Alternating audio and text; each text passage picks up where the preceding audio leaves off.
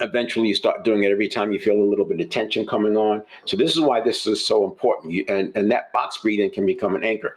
And that's why I do the 13 counts breath cycles in the morning. 13 counts in, 13 counts out. I have a timer. I use the app on the watch.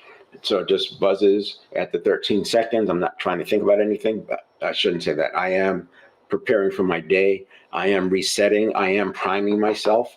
I'm priming myself for what I want, not primed by what others want. I'm reminding myself. I'm taking 10 minutes in the morning to remind myself of what's important to me. So when other things are coming in, I have that lens. I say, is this important to me, yes or no? So again, these are not, this is a whole day workshop. We can't do every single step here, but this check-in step is probably the most important. Another thing you can do is go outside. So the way we're wired is every time we move into an unfamiliar environment, we get on high alert for that unfamiliar environment. So one thing you can do is go outside and just take a walk, even if it's a 10-minute walk. You don't have to go for an hour. Take a 10-minute walk and look around, and just those new things is going to take you off of that. I ride a one wheel.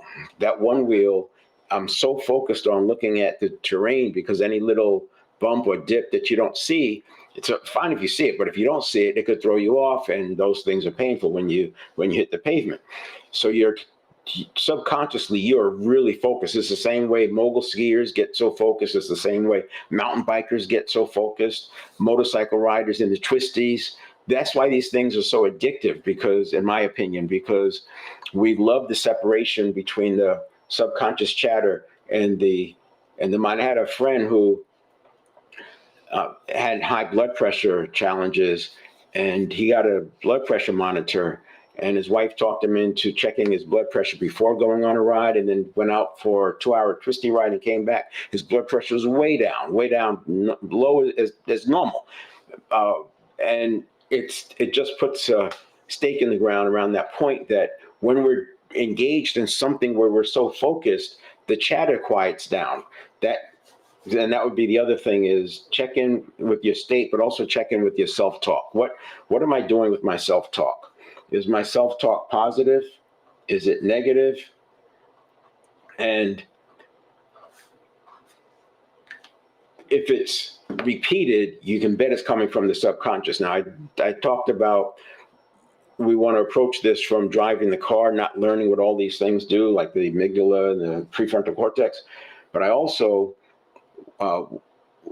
want you to be able to make a distinction between when signals are coming from the subconscious network of neurons versus when they're coming from the conscious mind. Those are two different things, right? Those are impulses going through the network of neurons, and those impulses are energy, and essentially energy is also thought. This most basic form, thought is energy. So you have energy coming from thought, you have energy coming from the network of neurons. It's easy to confuse them.